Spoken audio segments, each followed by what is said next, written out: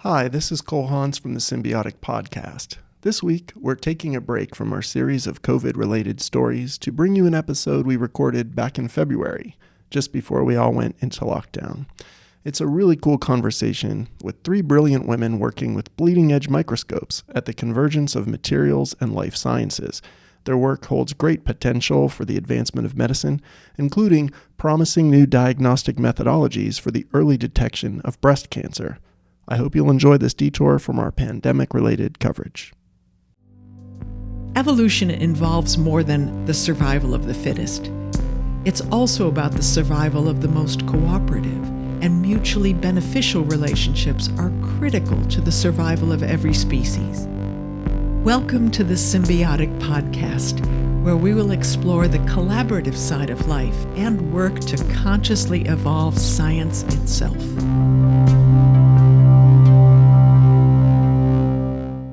Greetings, fellow Homo sapiens, and welcome to the Symbiotic podcast. I'm Cole Hans from the Huck Institutes of the Life Sciences at Penn State, and today I'm very excited to have three guests here with me, colleagues from Penn State. To my left, we have Deb Kelly, Professor of Biomedical Engineering and Director of the Center for Structural Oncology at Penn State. Her research involves the innovative use of cryo-electron microscopy and in-situ transmission electron microscopy to deeply investigate the tiniest of biological structures. Dr. Kelly's mission is to engineer new molecular paradigms to create a world without cancer. And we have Jennifer Gray, an assistant research professor and staff scientist at Penn State's Materials Research Institute, specializing in transmission electron microscopy and cryo-electron microscopy. As a highly specialized technologist working at the Convergence of Materials and Life Sciences, Gray helps researchers from both camps to benefit from the breakthroughs made by the other. And finally, we've got Cameron Verano, assistant research professor of biomedical engineering at Penn State. Her research in structural biology involves prolific use of cryo-electron microscopy to examine and categorize exosomes involved in the development of metastatic cancer. Thanks again for being with us today. Let's kick off this conversation talking a little bit about technology, if we could. We're sitting here in the Millennium Science Complex at Penn State, which is a pretty phenomenal building. We're going to talk about a little bit today. Later on, we'll talk about your specific research and some visions we have for the future. But if we can start with the technology, for people who don't know, let's go through a little brief history of electron microscopy. Where did it all start? Well, it really started off, I think, around 1930 with Ruska. And he was one of the key people who developed the technology for electron microscopy. And it was really made possible by coming up with electromagnetic lenses, which is a way you can focus an electron beam. So when we do electron microscopy, we're using focused electron beams. And you need that electromagnetic lens to do that. Yeah, so it was long desired to use electrons to view things because it's all about the wavelength. Size always matters. And so with light, the wave is literally so large that when you want to look at things on the atomic scale or even looking within the details of a cell, the components that make that up, the wavelength of light is literally so large it just kind of washes over what you're looking at. And so electrons, their wavelength is such that we can look at these things, but you can't use the lenses that we use in an optical microscope to shape these. So really the development of how to shape and form your beam was the first challenge. So they did that, and then it progressed to collecting this data on film. And then in the 1950s, it became more widely used. And then it was cryo-EM, which I think we're going to get into. That was really in the late 60s, where we started seeing the first freezing of substances, which had a lot of challenges, and that's why 3 people won the Nobel Prize for cryo-EM to combat those 3 specific challenges, which is how do you put the sample in the microscope and maintain it in that vacuum? And the second challenge being how do you then interpret that data? And then how do you use that to evaluate biological mechanisms? And so the freezing mechanism was really, actually it was first done by Bob Glazier and Ken Taylor, but really streamlined by Jacques Dubochet. And so he was one of the winners. And then Joachim Frank and Richard Henderson, respectively, did the calculations and the first atomic reconstruction. So that's sort of where it progressed. But, I mean, it kind of stalled until, I would say, the late 80s, early 90s, when we started trying to digitize things. By we, I mean, that's not me, but the community. And so then we started moving to digitation. Is that a word? I don't know. Digitizing things. Digitizing the data, yeah. And then, and so that's where we saw the advent of CCD cameras. And then finally, we've sort of had a boom now, because this is really what happened, is convergence happened with cryo-EM. And so I think everybody in the EM field has benefited from that. But because of that boom, we've seen a lot more advances in our data interpretation and in the way we collect our data. So that's a brief history. Thank you. I didn't realize it went back that far, because everything I hear is that recently, suddenly we can see things that are so much smaller than we ever thought was even possible. You know, I've had high-level professors tell me, you know, when I was in school, they said this stuff was impossible. And I always had the sense it's in the last 10, 15 years, but this stuff's been coming for a long, long time. Was there something... There was a revolution in the cameras, the direct detectors, that enabled this more high-resolution revolution that's taken with the cryo-EM field. And each of these modern cryo-electron microscopes are so powerful. It's 10 times the power of the entire Boston subway system per microscope, that you're shooting at these entities all at once. And you're capturing all these atomic events that you couldn't otherwise see. So the atomic events are there to be captured, but unless you had a really good camera, like every year when you get a new iPhone, your camera improves. The same thing has happened in the cryo-EM field. And now these new detectors allow you to capture this atomic level events in pristine detail. And that really pushed everything in the last maybe 5 to 10 years or so as they came about and moving the field forward. So every time computational routines improve, also all science and technology improves. So pushing computers, getting high-level, high-performance computing really allows us to see in exquisite detail the full unbridled power of these electron microscopes, many of which are contained here in the basement of MRI and the Huck Life Sciences Institute. Right. And when I first visited here, I was so duly impressed with the convergence between all the instruments. I said, oh, what a cool playground. Let's add more to it and just keep growing. And we've been really lucky to work with Jen and Clive's staff in MRI, as well as that of Huck Life Sciences. So I think the possibilities are endless the way the field is growing, as well as the instrumentation here at Penn State. Right on. And there's more you can do with the electron microscope as well, other than just taking images. You can collect spectrum that will tell you what atoms are present in the material, and different types of spectra that can tell you the chemistry and the bonding. So there's you can get diffraction patterns. So I always say that TEM is like one-stop shopping. You can pretty much figure out everything about your material as long as you can make a sample, which is pretty key. That's really the revolution and challenge is how to make a sample nowadays. Your sample needs to be electron beam transparent. Electron beam transparent. So that electron beam has to be able to go through the sample. I see. Which means super, super thin. Which has to be very thin, depending on what elements are present in your sample. If you have like a gold sample, it's going to need to be a lot thinner than a carbon sample or a biological sample, which can be thicker because it doesn't scatter electrons as much. Interesting. So for our listeners and our viewers, I want to talk about this term convergence. Now, we all know what convergence is. We're in this building. We're in a building that was created for convergence. But does anybody want to tackle just to break down or break out what that means in case people aren't familiar? You say convergence. Earlier, Cameron, you said convergence changed everything and a big revolutionized things in a big way. Yeah, so historically, getting back to what Cameron and Jen were talking on, we had the use of electron microscopy for medical pathology versus material science.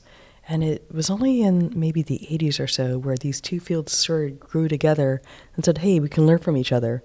And now cryo-EM was growing and taking routines used in material science to make better specimen, and computational routines from cryo-EM are now being used in material science. And as the two fields grow in parallel, they also need to cross over and grow together. And so I think we're really good at doing that here. So then we're not just looking at thin sections or medical diagnoses or metal fractures in materials. We're actually looking at mechanisms and see things as they would naturally occur.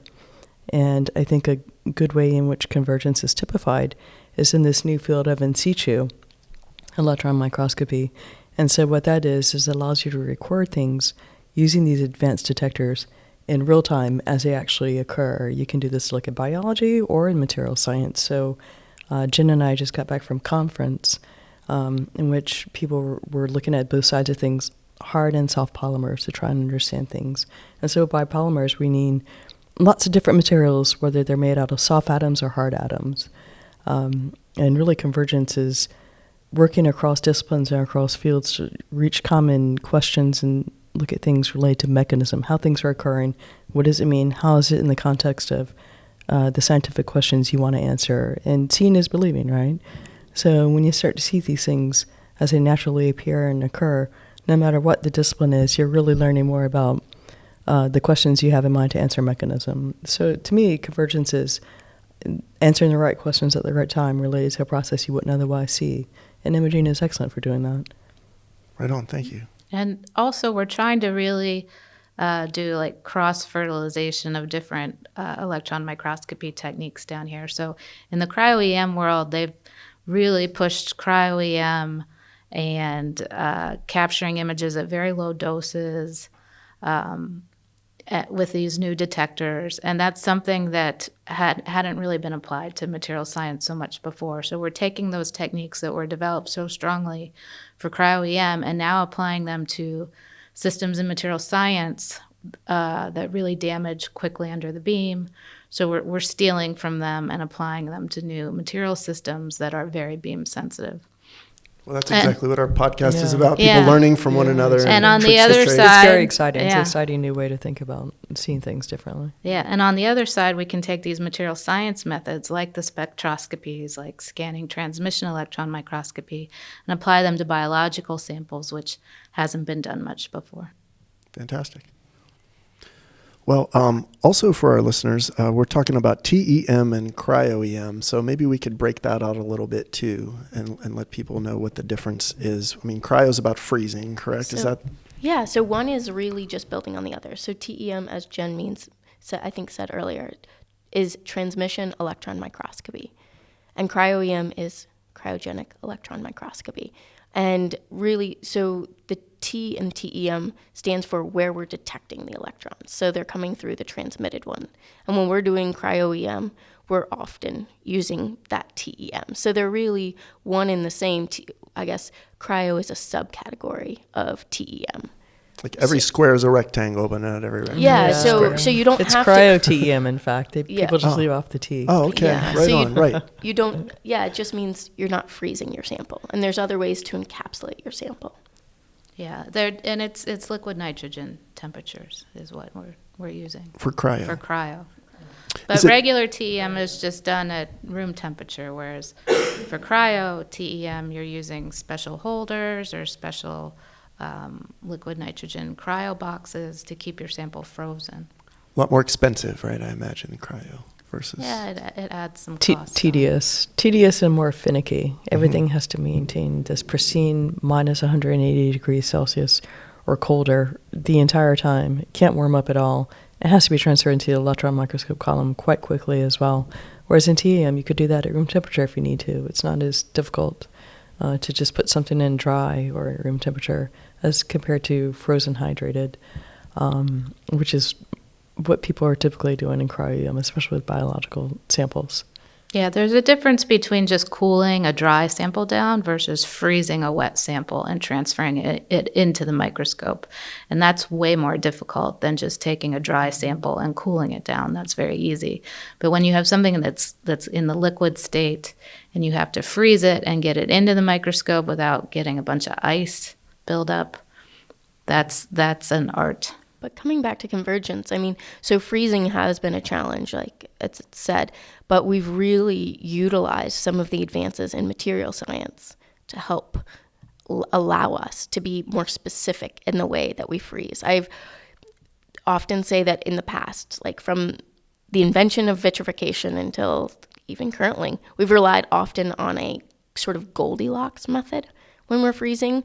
So when we freeze something, we know that a certain area is going to be too thick, and we know a certain percentage is going to be too thin, but we're hoping this one area will be just right. And we don't exactly know where that area is, so we're doing it on a gradient. But if you were able to build a material that would allow you to then mediate that process, which is not something that biologists have thought about in the past, right? Things that we typically interact with would quite literally burn up or be ineffective in that system. So in material science, we've seen a lot of advances with those materials. And so those materials now have transitioned. And while people in materials may be borrowing the methodology, they are consequently also adapting and helping us change that methodology to be more predictable so that it is less expensive. Cool. Yeah. And the development of new materials is totally changing the way you can prepare samples as well. So one feeds into the other, obviously. Yeah. symbiotic Nanofabrication. Yeah, we've got fantastic nanofab. That's here. right. I got to go tour through there. I was in the orange room wearing my little outfit. Lithography, and everything. yeah. There was a journalist there who passed out, actually. She was overwhelmed. We caught her. She just as an aside, in the middle of the tour for the journalists, we kind of caught her and wheeled her out of there. Something about being in that environment. The clean room was a little intense about 15 minutes in. But it was amazing to see what goes on there, just atoms, and the guy with quality control showing, like having to send stuff back again, blew my mind. Right here in this building, yeah, it's pretty cool stuff. Speaking of the building, I've heard it said that we have the best building in the world for these microscopes. Does anybody want to back that up with some factoids or some perspective on that? Yeah, there's been some serious engineering that's gone into this building. The microscopes are actually in an underground bunker, I call it, which sits underneath the garden. So it's a separate building that's underground that was built primarily for the electron microscopes. And the garden is over top so that there's no cars driving over it or bicycles riding over it or anything that would cause vibration, because when you're trying to look at something at the length scales that we're looking at, if you have any kind of vibration or anything, that's going to destroy your image. So they're called the quiet labs, and there was, a lot of engineering went into that. There's huge concrete pads that sit underneath each of the microscope rooms. Each of the microscope rooms is like its own little building within the bunker. There's special cooling panels on the walls, special airflow socks in the ceilings. So huge amount of engineering went into this building. Yeah, it's pretty phenomenal, the engineering that had to be well thought out and advanced. And then as you add more and more instrumentation, everything has to be duplicated and replicated and up to standard. So you can actually see these, we're talking about imaging at the atomic scale, right? So any vibration you're going to see, it's going to dampen the information you're gathering. So the exquisite design of each of these little bunkers with decoupled floors and vibration-free platforms that they're sitting on is really extraordinary to see. Yeah, I saw an image that was taken by one of these incredible, powerful microscopes before it came in this building. And they showed what it could do, and then they brought it in, and the same instrument had a completely different resolution just based on where it was located. The other benefit of this, too, is before they install one of these instruments, the company that manufactures the microscope will come in and do site surveys, testing to make sure the rooms meet their specs, because they know if the room doesn't meet the specs, then they won't be able to meet the microscope specs. And when they come in here to install a new microscope, they always know that we're going to be way below specs for things like vibration and noise. And because of that, the actual microscope specs, we always beat them as well. So we get even better resolution from our microscopes than what's specified by the manufacturer. So the manufacturers must love us because we're an really ideal using their stuff environment. Yes, the best way possible. They don't have to worry about something failing before they do the install. And beyond that, I mean, MRI and HUC is professionally staffed, which that is, I cannot express how rare that is. I don't know the numbers, but I would imagine it's one of the few where it is professionally staffed. And I think that makes the difference in the training on all levels, and on the troubleshooting, and on the way that you think about things. I certainly get a much broader perspective on the opportunities that we have for analyzing and providing more rigorous data when I'm having a conversation with Jen or any of the other staff who are down there thinking about it every day and seeing other samples that are being imaged. So there really are cross-pollinators on a very analytical, and having professional, highly skilled staff is just, the building is phenomenal. But the building would not function without those professional pollinators. Yeah, professional researchers like Jen, for instance. Yeah, they made a conscious decision to really invest in staffing in the labs downstairs. So there's dedicated PhD staff for all the different areas in the basement of characterization. That's unusual. It is unusual. There's an article on this. I was down in Hershey for a conference last week, and they noted how important cross-disciplinary research is for us moving forward. But this article had evaluated different sites where interdisciplinary research was supposed to be taking place, and was it effective, and what was going on. And the article was mostly quite critical as to the inability to effectively do interdisciplinary research. There was one example, and it was Penn State. And one of the reasons was because it's professionally staffed. And that makes a huge difference. And that the staff is on all levels. So those who have their PhD and are down there working with your sample, and those who are above and orchestrating things are the experts in their field. So you're pulling out somebody who is highlighted and lauded by their colleagues to then help facilitate this, and that's very unique. Thanks for pointing that out, because I'm a staff person at the Huck. I'm not a scientist. I work on the communication side, but I work with all the folks in the 11 different core facilities across the Huck, and it is very unique. As I've done sort of my due diligence as a communicator, I go, wow, there's not too many other people in this game the way that we are, and I think we are really doing this the right way. So thanks, Jennifer, and all your colleagues across all these very open, it's a very open kind of an approach that we're taking at Penn State that just opens up to the entire community, come use these facilities, learn, cross-pollinate the ideas across the disciplines so that we can collectively put our heads together and really make some advances and do things in a new way. So it's exciting to hear more details about that. I'm Cole Hans. This is the Symbiotic Podcast. We're going to take a little break and come back with part 2 to start to talk about the research that we're doing in these phenomenal facilities. Stick around. Thank you.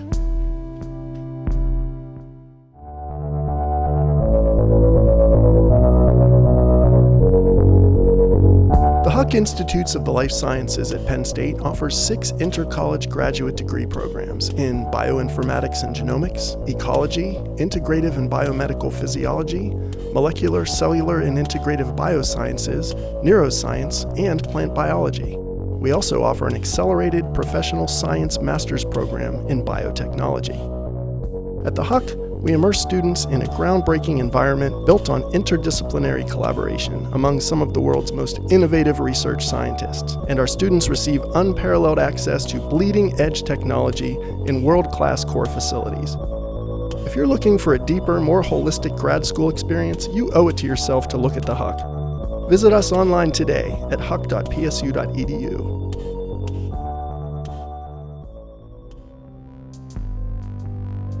Hi, welcome back to part 2 of the Symbiotic Podcast. I'm here with my colleagues from Penn State talking about using incredible cryo-electron microscopy to look at teeny tiny little parts of life to solve really serious problems. And we're about to talk about that research. Before we get into the specifics, and you can actually speak about the specific research you're doing, but what are some of the major hurdles at working at such a tiny scale? Now that we can see down to that scale, what are the biggest hurdles? I think it always comes down to preparing a perfect sample, or as near to perfect sample as you can. It doesn't matter how good the microscope is if what you're sticking into it to observe is a big mess. So you really have to be very fastidious in preparing your sample the right way, be it materials or in biology. It all comes down to sample prep. And it's one of the big pushes in the next revolution in cryo-EM nowadays is coming up with new ways to get reproducible, better samples all the time, not waste people's time and be more efficient at it. Our lab has done a lot in sample preparation over the years. I started in that area back during my postdoc. I translated that forward all the way throughout my career. And I'd like to say that we prepare samples the right way, natively from cancer cells. And that goes into a bit about our research in that we have the ability to use different types of materials to prepare these very pristine samples directly from cancer cells and then look and see what's wrong with these entities and is there something we can do about it to make them better. I know it's a big issue in materials as well, right, Jen? Oh yeah, sample prep is key. If you put crappy samples in, you're going to get crappy data out. So. Yeah, or no data. Or no data. It's really a mindset. I feel like you have to kind of just abandon the idea of time and be like, it doesn't matter what else is going on. If this takes me 2 hours, do what it takes. Like my sole focus needs to be here in this moment and slowly going step by step. So it's very antithetical to the rest of the day. So you kind of have to sort of take a deep breath in, exhale out, and then focus. And I think that's true across. And you have to have a lot of patience. And you have to be able to focus and do this really tedious work to make these tiny samples. And it's not for everyone. I think it takes a certain type of personality an obsessive to be skill able set to do this. of like a surgeon or a jeweler or someone at that level. It reminds me of art. They say you can't rush great art. Right. Or music. That, OCD stuff of doing it over and over and over again until you get it right. It's a real art form, preparing the samples. Is it more difficult to work with biological samples than materials, or are they both difficult in their own unique way? I think they have their own different unique issues. difficulties. Yeah. Because soft materials can be just as challenging as biology, if not harder. I think sometimes hard materials, you can take it for granted that you're going to get a good image out of them, but then some of the analysis ends up being harder, right? So they're all uniquely difficult. It's not for the faint of heart. You just have to be very persistent, just like anything else in science or academics. Persistence and attention to detail wins the day. And a little bit of trial and error. A little bit of luck. Yeah, and luck. A lot of luck. A lot of serendipity. Yeah, I think a lot of luck. But I also think just a general appreciation for each step. Because otherwise you will want to rush through it. But okay, if I'm thoughtful and careful in this moment, I understand the implications. So perhaps that's delayed discounting. But and that can be hard to teach. People. It's a certain personality type, it selects for. Yeah. As well. So you have to have sort of some innate ability to have game in this sample preparation field. Right, or else it's just going to take you so much longer to be able to do it. So do some scientists go down that route and realize they don't have a knack for it and have to kind of shift gears into another aspect of the work? Or does that ever happen? More of a data analysis? They come and nag Jen. Help me. Yeah. Or Carol. They'll Carol say, can you get my data can for you help me? And then they can analyze it. And Jen's like, I can, but it's going to cost you. Back to what Cameron. I'm not cheap. Yeah, right. Back to what Cameron said earlier about staffing the facilities with people who know what they're doing. Right? Yeah, I mean, because we certainly all can't. We don't have enough time to be experts at everything. Right. Yeah. Right. So if you have experts and you have people who can be on board, and I mean, even if perhaps they have the personality. Is that the best use of their time? No, if they have a grant, perhaps their best use is collaborating with Jen or someone else. But also, some of the really advanced data reconstruction computer methods, that's something I don't have a lot of experience in, and it would take me way too long to be able to learn that. So I kind of stick to what I'm good at and leave some of that other stuff to other people. Yeah, it all starts with a good sample. And from there, you can get good data. From there, you can get good analysis or computation. So it really is all about the care you put into preparing it, like a good meal, if you will. Got it. So once you have that good sample, what are you working on now? What samples are you working on? And let's talk about the research a little bit. Well, we work in a few different areas, primarily related to breast cancer and the molecular culprits that help cancer cells stay alive and how we can shut them down properly. So there are a lot of genes within our cells, and some of those genes are built to help protect cells from damage and things that go wrong. And when there are problems in those protective mechanisms, then disease can arise. And so we look very deeply inside these cancer cells and pluck out the proteins of interest and harvest them and say, why do they look different in cancer cells? And what can we do to either correct them or shut the cell down entirely so that we can create new paradigms and opportunities to look at cancer differently and look at new therapeutics in a way that hasn't been realized before. And we do this in a few different proteins in general and a few different genes.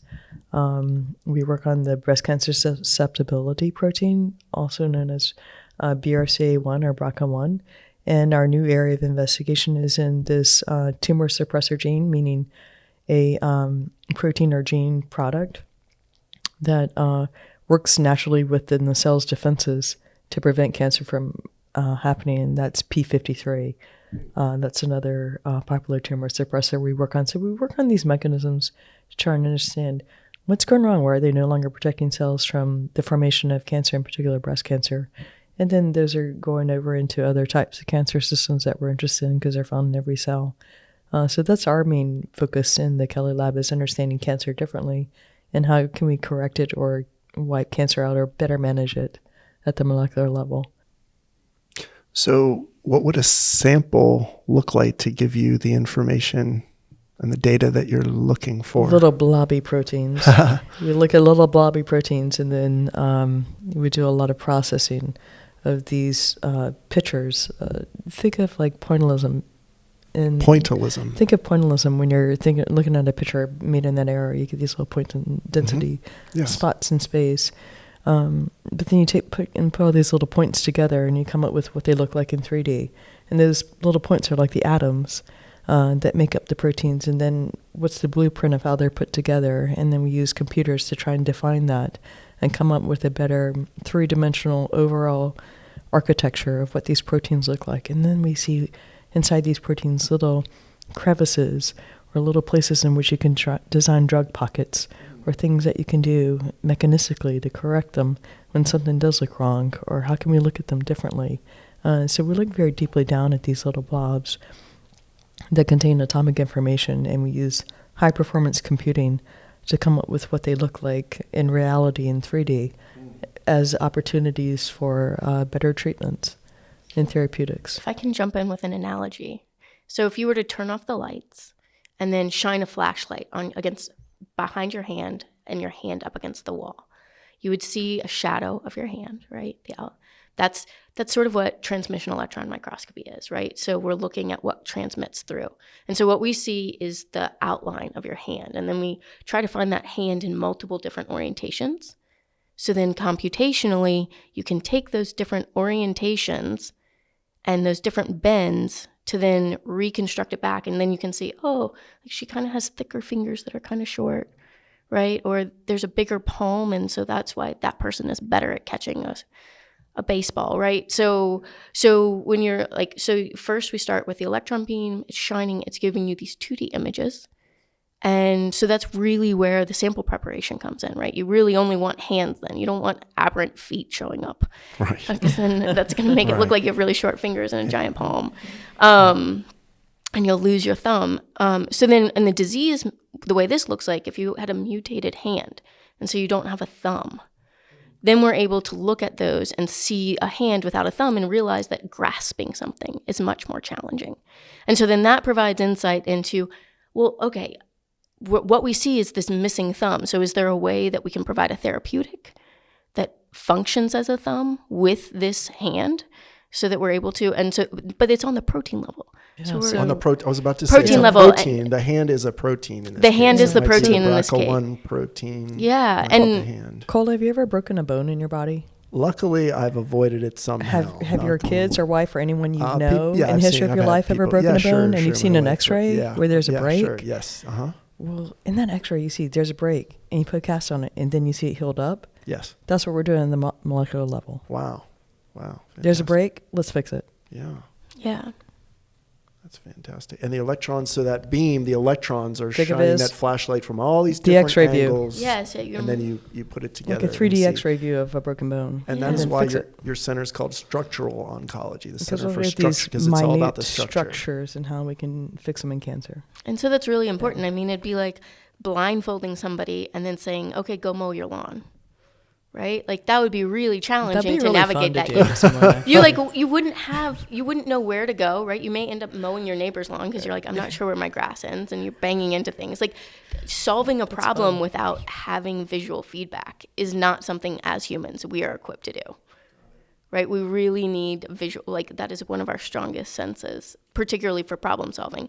So sort of like being in the electron microscope is sort of like, I don't know, being able to go into the magic school bus and go down onto the level of these things and get a visualization of what's going wrong, and then thinking about and having a very pragmatic way to go about solving. And I bet if you did mow your lawn blindfold, you might break a bone there. Cole. Yeah, or something. Yeah. If you want that You experience. might have a Mad Men moment of rolling over. Yeah, but I mean, it would be an absurd idea, right? So like trying to like solve problems without being able to see them, like not something we want to do. Got it. So we're able to see these things now. And when you collaborate, I see, Jen's helping you prepare samples. Yes? Not really, because the type of sample prep they do is very different than what the materials people do. We collaborate in other ways, like on other projects, particularly with this new liquid phase imaging that we're doing. And that's like, pretend you have a cryo-EM sample and it's frozen. Okay, now melt it. Oh, and then you see things move because it's contained in liquid. You put it in the microscope and you watch it move and do its job. We're collaborating in those areas with Jen and the MRI team, rather than with the fixed frozen items that we'll look at. Or one of the things that I've worked with Jen and talked about with Jen is when we're making these new sample prep platforms, people have questions, very valid questions about what does that look like. And Jen has the expertise in these different forms of microscopy for analysis to be like, okay, how do I measure ice thickness? Yeah, that's something you can do with spectroscopy is take measurements of thickness and things like that. So again, it's my background in kind of the material science analytical side that I can bring to the table to help them in new ways. Cool. Does some of this inform some of the custom technology I've heard you talk about? I'm looking at my notes here. It's the Affinity capture platform, not the cryo-EM on a chip. It's the Affinity capture platform. Well, you could use both. Like Velcro, or both operate kind of like Velcro? You could use both. Jen was using some of our chips, this cryo-EM chip technique, to analyze some materials. I think it crossed over nicely, depending on the sample prep. Right. But and also, when you have samples in liquid and they're moving around a lot, it can be difficult to analyze them. So even from a materials perspective, if we have polymers or something and we're trying to get a elemental map, if they're moving all over the place, we can't get that. And so being able to somehow attach them to the windows in the chip would be really helpful. So that's how we can take this technology developed for cryo-EM, or not cryo-EM, liquid. Yeah, or cryo. Or cryo, and apply it in new ways to material systems that we wouldn't have thought about before. Cool. Once again, we're sharing Yeah, things back it's the and convergence. forth. Yeah. Terrific. Well, I want to return to the cancer research a little bit and BRCA1 and just dig in a little deeper on what you do when you're gathering all these different shapes that we were talking about of the proteins, like the thumbs, the missing thumbs, and all this.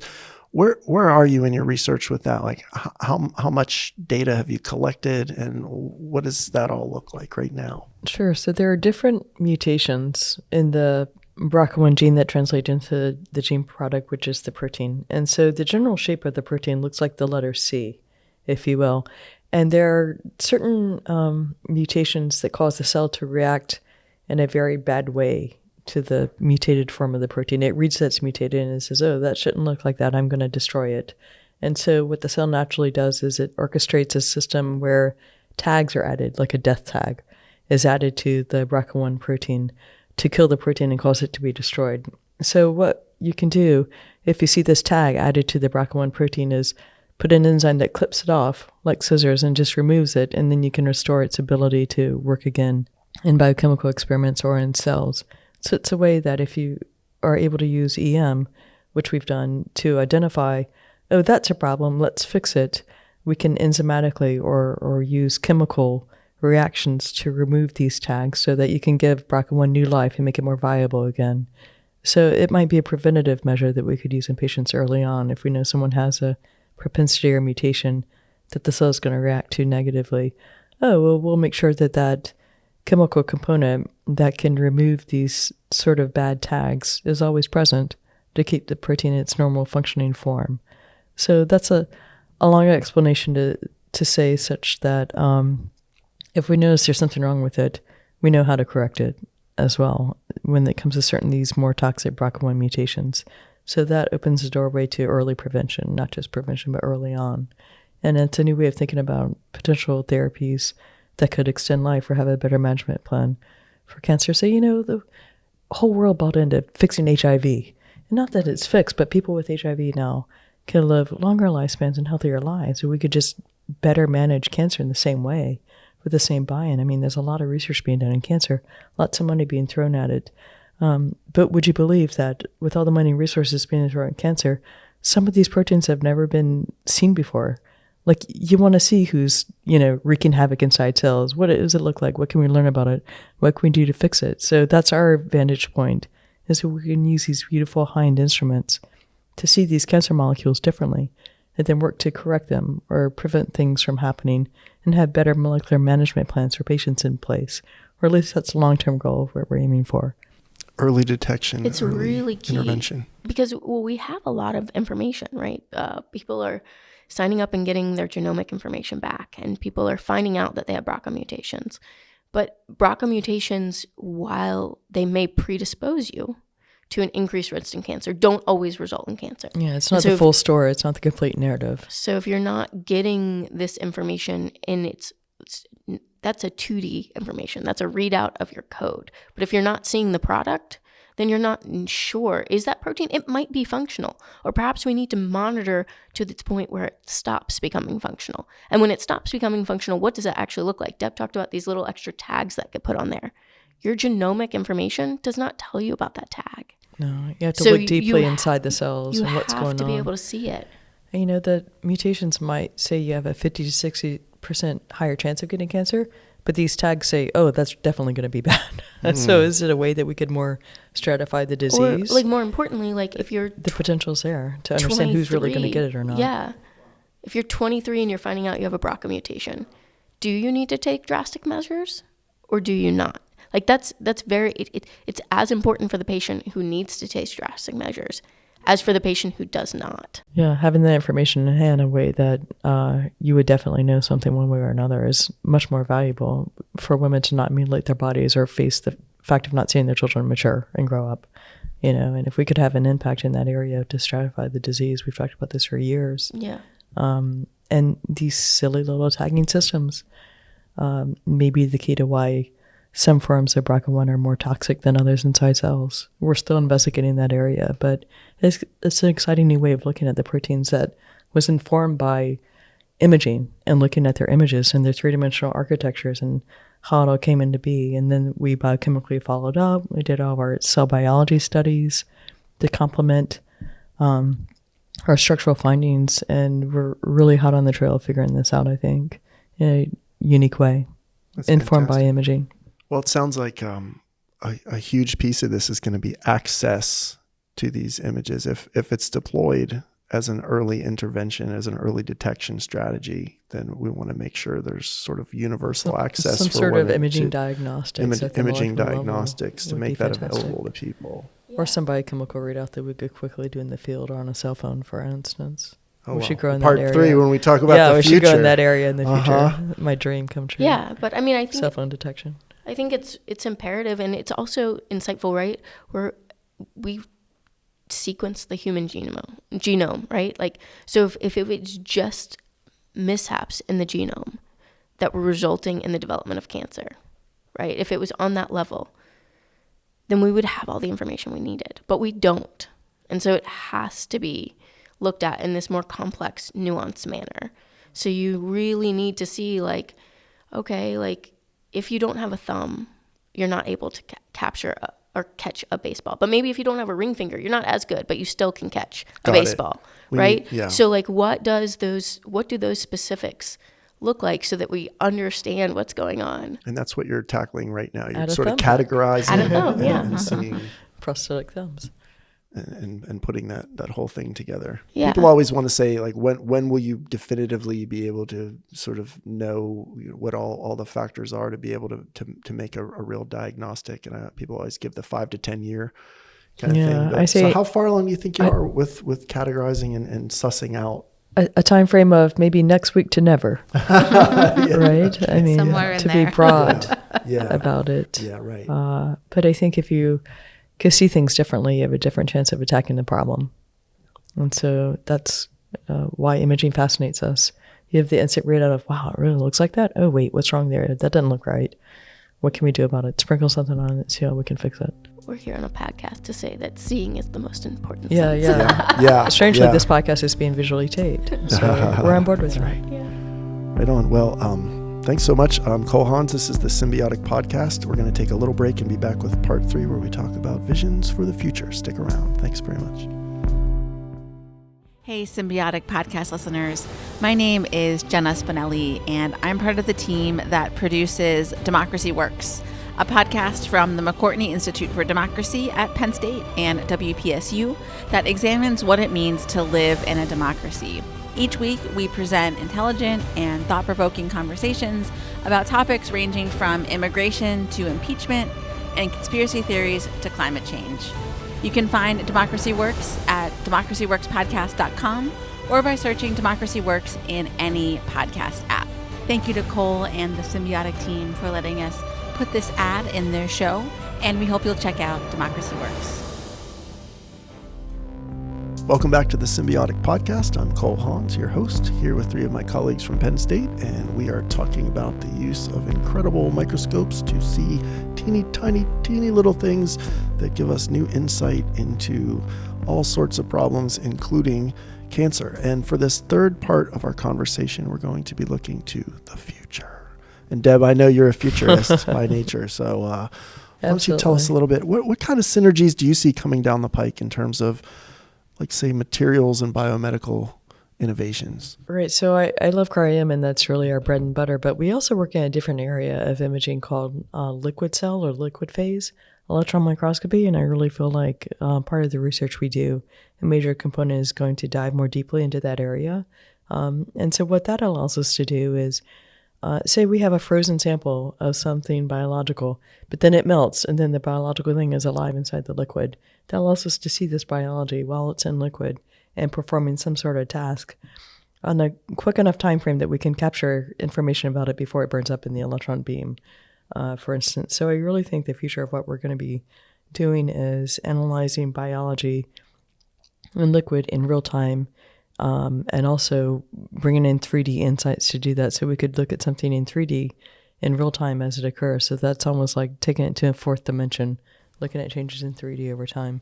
And so we've started to do that a bit with different types of viruses, and we're working with Susan Happenstein's lab to look at some of her virus samples as a test bed to try and understand how these viruses look and act and breathe a bit while they're contained in liquid. And then we want to apply those to other sort of samples, things binding to DNA. Do they bind, do they grasp, do they twist DNA? What's going on there?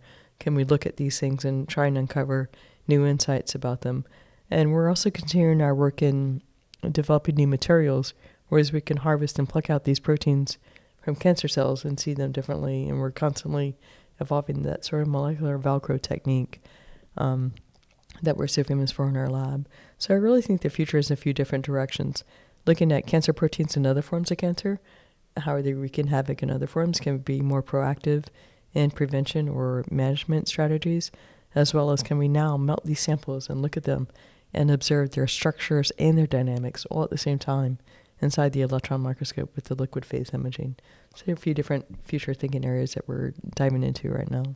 Wow, that reminds me of an MRI, like putting a person or an animal in an MRI and seeing for neuroscience, for example, but being able to do that on an incredibly Be able small to do that scale. at the level of molecules as well as watch it come to life. Wow. What time frame would you be able to look at? You say you're already starting to do this a little bit. Are these Definitely nanoseconds or in the how long? millisecond time frame? Yeah, at least 40 frames per second. right now with these new cameras that we have on our new microscope. So you're saying biological material stays alive essentially before it gets burned up by electrons, essentially, is what you're saying. When you don't concentrate the electrons very heavily on it, you just lightly sprinkle them on it. You got to keep a really low dose, doses of like a few electrons per angstrom squared per second. We were using 1 electron per angstrom squared per second over 40 frames over 20 seconds. So mathematically, very, very low, what you would do in just one image in cryo-EM for the entire image series. So you're dispersing that energy over a larger time frame with a different level of frequency.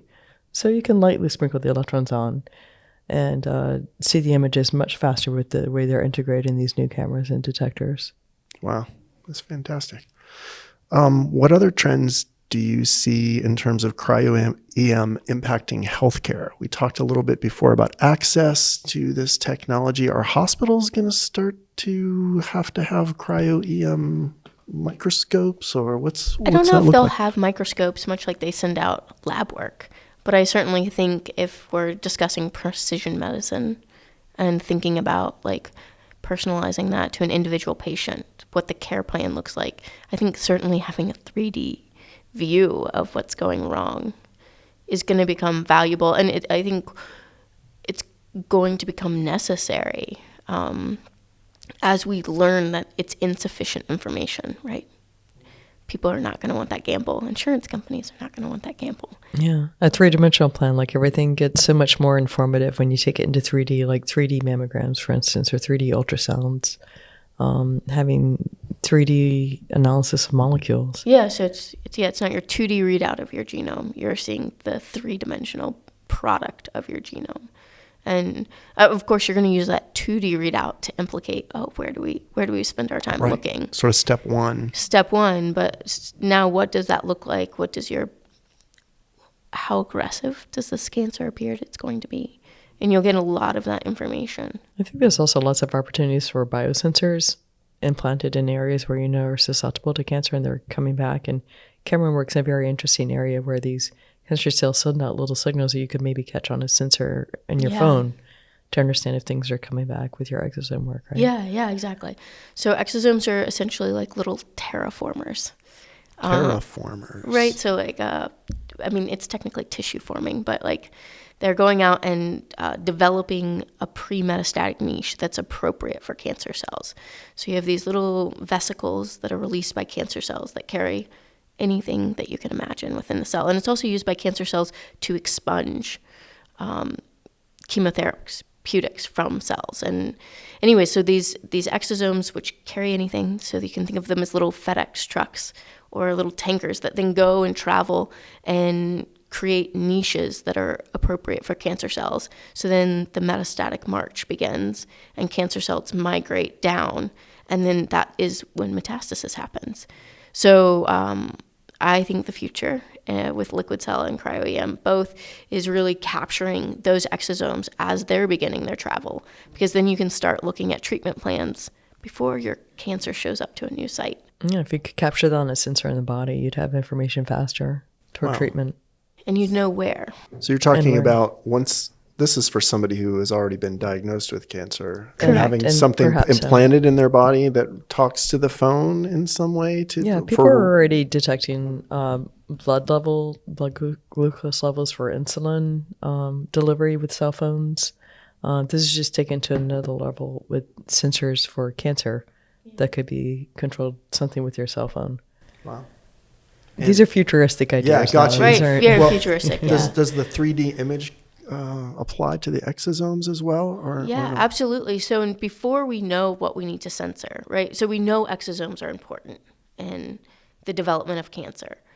But right now we pay attention to their inside contents. So that would be kind of like if we were just talking about airports. So if you were at an airport, and instead of having people go through scanners to detect if they have harmful things on them, if you sat them down and were like, I want to know what's inside your head, and we're going to have everyone go through a quick mental health appointment to decide whether or not you can proceed, that's totally ineffective, right? So if we're not able to effectively just look at the insides to then catch this disease, because there's lots of exosomes that are healthy in your system. So you need to be able to sort through the good and the bad. So I think using cryo-EM to establish that pattern so that we can see on a more global level, on a pattern recognition level, on a visual level, what these exosomes look like that are metastatic. Right, the that bad are ones. the bad ones. Then on that global, bigger scale, then you're able to then apply the things that you know, such as exosomes are involved in metastasis, to early detection and understanding where the disease is progressing. Yeah, disrupting the cancer supply chain. Got it. Jen, what do you see coming down the pike in the field of cryo-EM and maybe from the materials side as well as the biological side? Well, what we've been trying to do is we have a new cryo microscope called the Krios that we added some material science functionality onto, like spectroscopy. So what we're looking to do is look at some of these biological samples and do some elemental mapping to, let's say you have calcium or iron or some biologically relevant element, and we may be able to map out like where those clusters of atoms are that would give us some additional information rather than, again, just imaging, but actually figuring out what type of atom is sitting where. Or DNA, for instance, Yeah. inside of a protein. Oh man, I can see that being hugely important to its atoms are different. all things like dental health and repairing things. Yeah. So that dentistry you're saying? Oh, I just like dental, like Calcium so, phosphate. Yeah, calcium. Like, so, I mean, we've talked a lot about cancer, right? But there's a few unique bones or cells that we have, and one of those is bones, which are able to regenerate themselves, and how that happens and how it solidifies and then breaks down is something that we don't really understand. So I could see what Jen's talking about playing a huge role there. Right. So I have this technique that I can apply, and if I tell you about the technique, you'll have some ideas as to, where to best utilize it at. Very cool. Yeah, it just continues, right? So what are next steps with you sitting at the table right now? Like next steps of what you're working with right now today? Break the resolution barrier in liquid phase electron microscopy, and then get atmosphere system in place. So we can look at, for instance, how a virus would transmit in the air live with a gas chamber inside the electron microscope, things along those lines. Yeah, and we're thinking about, what's the next microscope that would be good for Penn State. So we're looking at different options for different new cutting edge microscopy methods that are out there that the latest and greatest technology we may want to apply. So. And so once a year or something, all the microscope people come together and share. You get to share your best practices and learn from others, right? Yeah. So it's this community Yep. that's international, I imagine. Is the United States leading? We must be leading on this. I mean, we talk about this building being the best building and all that. So we get to share. Microscopy is a very international, collaborative type of science. Like there are lots of wonderful groups in Germany, wonderful groups in Japan, wonderful groups in US or UK. There are a lot of leading sites, but US is definitely among them. Right on. I'm going to close with a question I always ask my guests, and that is, what advice would you give to others who are just trying to break out of their one little narrow field? I mean, that's what the Huck's all about. That's what you folks are about, collaborating back and forth with one another in Convergence, and with everything you do, sharing your knowledge across disciplines. What would you tell others who want to break out of their little box and collaborate across disciplines on something? One of my big things is just trying to learn the language. Being a material scientist, I need to learn some basic biology terms like what is an exosome, what is a lipid, what is, these are things I don't know, or the length scales that they talk about that is different from the way I talk about length scales or concentrations, things like that. So for me, language is a big deal. Dream big and be bold. Don't let people tell you, oh, yes, but the problem is as you see. When anyone starts a comment about your research with that phrase, just go talk to someone else. Yeah. Yeah, just be bold if you, and persistent. Dream big, be bold, be persistent. Absolutely. Sounds like good advice. Cameron, what would you tell folks? So I'm trying to think of how to phrase this, but I think it's pursue what you're doing passionately, but be open-minded to how that can be applied. So, like, for example, one of the biggest breakthroughs that was made in Alzheimer's was NSF-funded research. So very basic science research on how songbirds regenerate their songs each year. And so I think about that, and like that was just somebody who was really interested in birds and how they like come back and learn their musical talent and calls. And then it turns out that that applies to other neuro problems, right, that we're looking at in a different way. So I think passionately pursuing, that person wasn't seeking out to be translational, but being open to that idea, right? So if this is your interest, you'll be fully captivated. You'll be able to do those tedious things and focus with the need you need to focus. But so I haven't quite gotten there yet, but working on it. Got it. I love that. So do what you're passionate about, but stay open to sharing the knowledge, open to other people doing other things with other songs. Fantastic. I love that. Well, that's a great note to close on. I want to thank you all again for being on the Symbiotic podcast with us today, and I wish you the best of luck with all your endeavors moving forward. Thanks so again. much. Thank Thanks, you. Pleasure to be here. Cheers.